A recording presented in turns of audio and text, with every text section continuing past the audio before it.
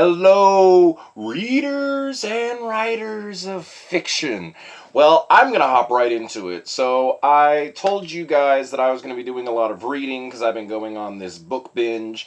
I've been to Barnes & Noble, I've been to Goodwill, I've been to used bookstores in the local area, I've been using thriftbooks.com, and I kind of went a little bit overboard. I got a bunch of fantasy books before I realized I wanted to get some other genres. Yes, fantasy is a genre that I am reading for the month of February, but I went overboard. I got like 9 books that are just fantasy. So I went and got some historical fiction. I got some mystery novels. I got to shake it up because I can't review all books in one genre.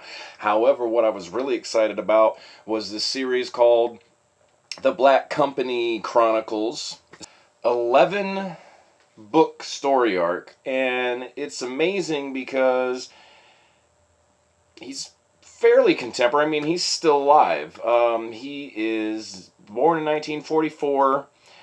He was originally from New York, was in the Navy, and his experience in the Navy kind of got into this book series, which I'll get into in a minute. And, shockingly enough, I'm not from St. Louis, but I've been in St. Louis for the last several years. He's actually retired in St. Louis. That's crazy. But anyway, I'm not really going to go into the series overview.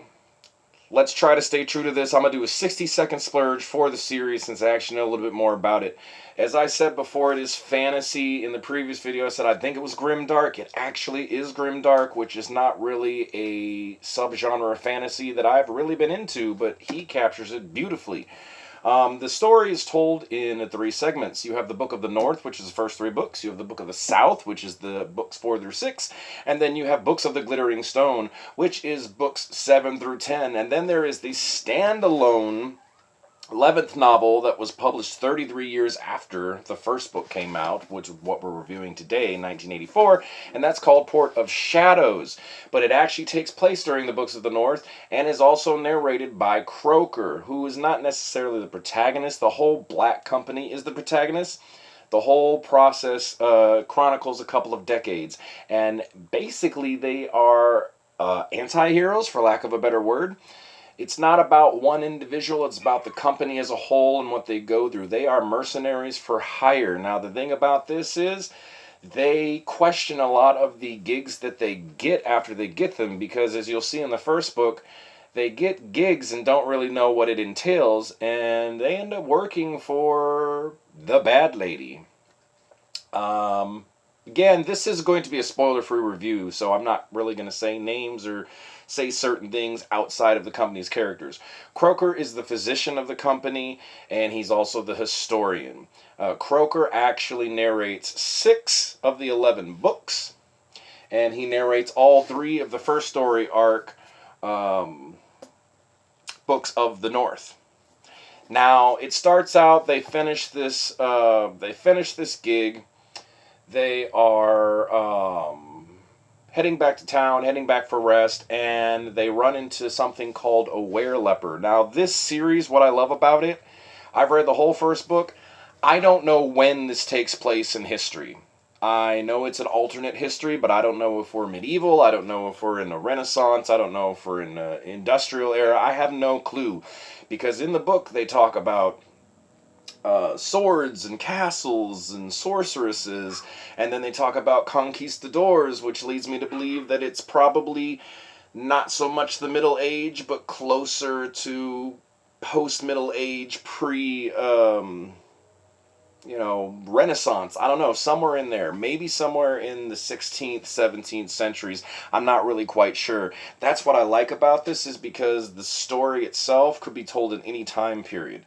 But they've got weird, crazy things. They've got vampires that take the shape of men and walk on 2 legs by day, and at night they have all 4, or on all 4.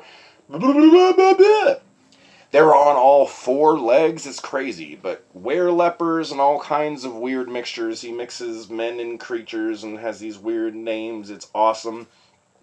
But honestly, it's really good in the sense of character-driven development. It kind of is the first series that took all the high fantasy aspects of dragons and princes and noblemen and broke it down to regular everyday guys and girls. And that's another thing I like about this. The company is not just made up of men. There's actually a few women, not a lot, but there's few women in there. So women have a voice in this story as well. And the antagonist, main antagonist, ends up being a woman, and it is a crazy twist, and I love it. All the characters are fleshed out. The women are real. The men are real. Down-to-earth people. Some of them are just powerful. Some of them are regular soldiers.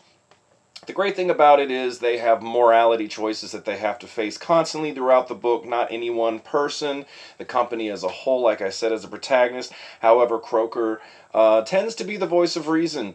Goblin and One Eye are hilarious. The company is made up of fighters, it's made up of musicians, but Goblin and One Eye go back and forth with each other, and they're both a-holes, and they both have smart mouths, and it just makes for some very good reading and some very good banter.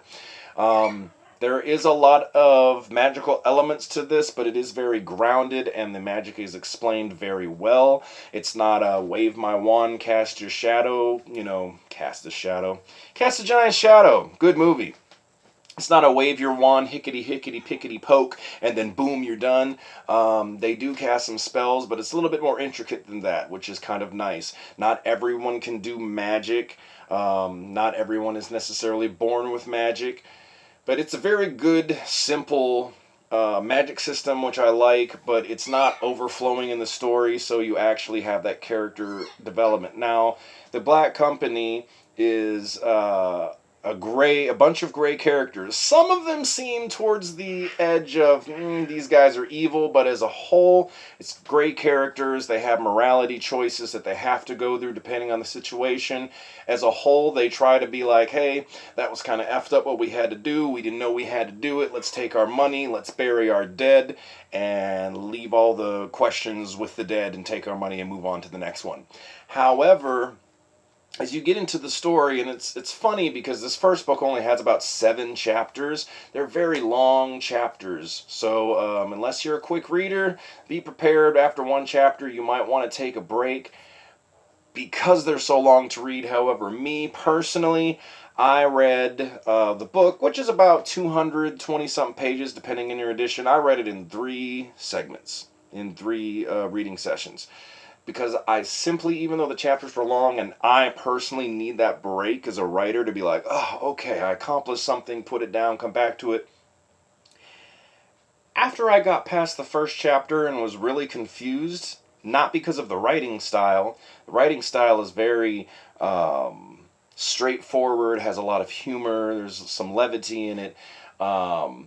I like it. It sounds like a bunch of war guys having a conversation with each other, and that's where I think his whole aspect of the Navy and Vietnam experience comes into play with writing the story. It's great. However, it just flows, and you just want to turn the page and turn the page. Why I said it was confusing after the first chapter, because again, you don't really know what's going on, and neither does the Black Company.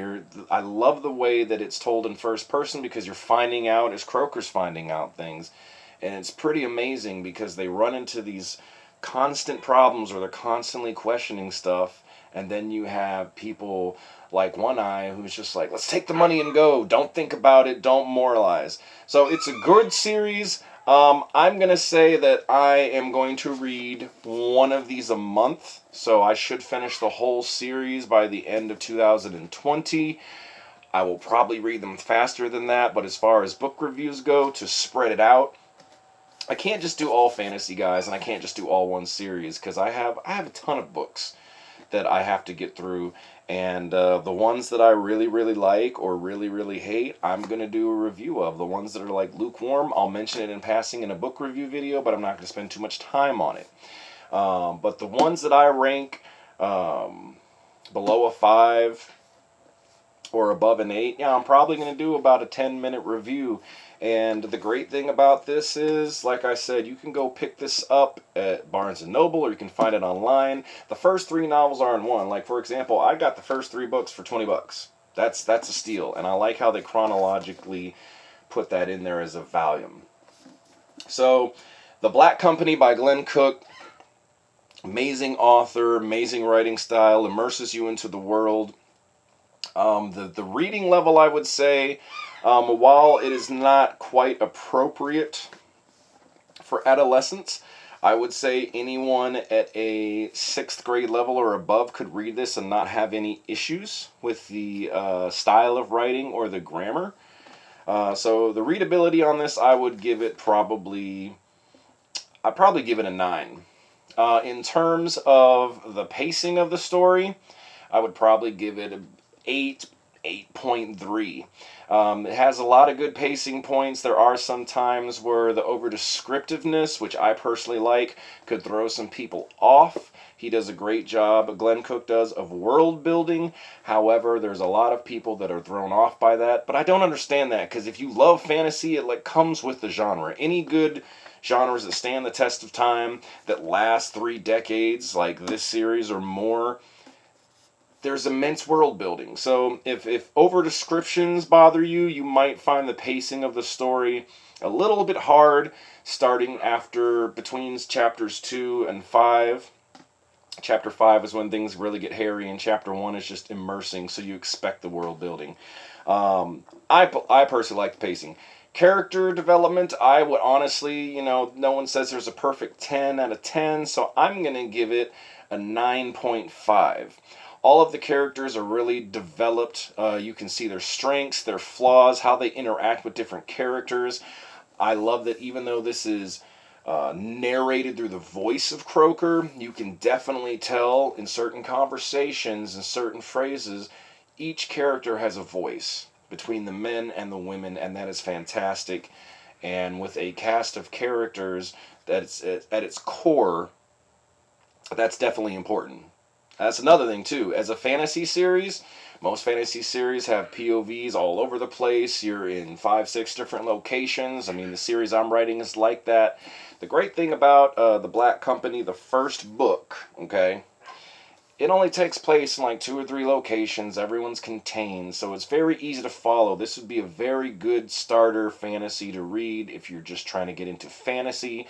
If you like a little bit of more of the darker style, the grimdark. Grimdark basically just means there are some horror elements, there are some darker undertone elements, not just this fairy princess of evil, and it's not a clear line between what's good and what's evil. I've talked long enough.